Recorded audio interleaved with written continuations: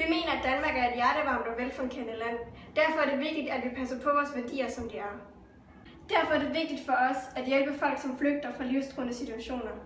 Vi vil hjælpe verdens katastroferamte områder. Men vi mener dog stadig, at Danmark ikke kan holde til at absorbere flere udlændinge, end vi har plads til. Vi giver ikke indvandrerne muligheder, vi stiller krav til dem.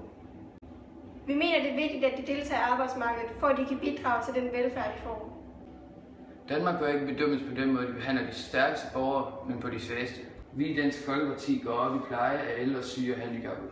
Vi går op i, at Danmarks sundhedsvæsen hele tiden er opdateret til at kunne være så sikkert, dygtigt og trygt som muligt. Vi skal være skrappe med, hvordan vi behandler vores dyr, miljø og natur. Danskerne skal være sikre på, at fødevarene i Danmark er uden skadelige stoffer og af højeste kvalitet. Vi forlanger, at Danmark standser dyreplagget. Alt andet vil være uanstændigt. Kernen i vores EU-politik er, at ingen beslutning eller lov skal sættes højere end Danmarks riges grundlov. Vi i Dansk Folkeparti går ind for, at Danmark skal vedblive en imponerende stat. Vi er Radikale Venstre.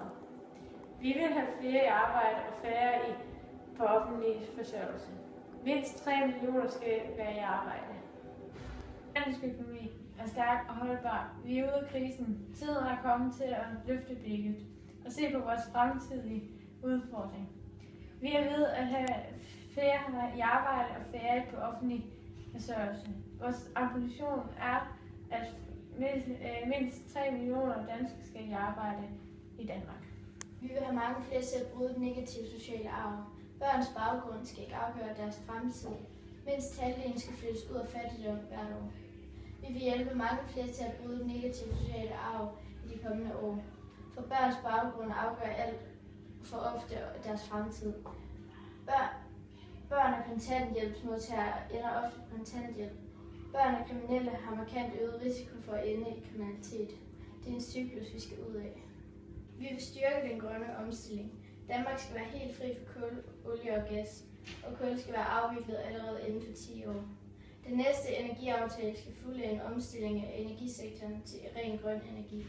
Vi skal blive endnu bedre til at reducere unødvendigt energiforbrug gennem smart teknologi. Vores forslag bringer os tættere på Danmark. Vi ønsker, at vores børn skal opvokse i et grønt Danmark. Helt uden kul, olie, gas i 2050. Vi mener, at folk i Danmark skal være frie og trygge i nærmeste fremtid.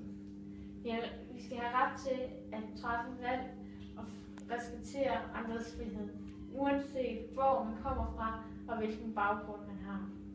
Vi kæmper for vores holdninger og samarbejder med dem, der vil.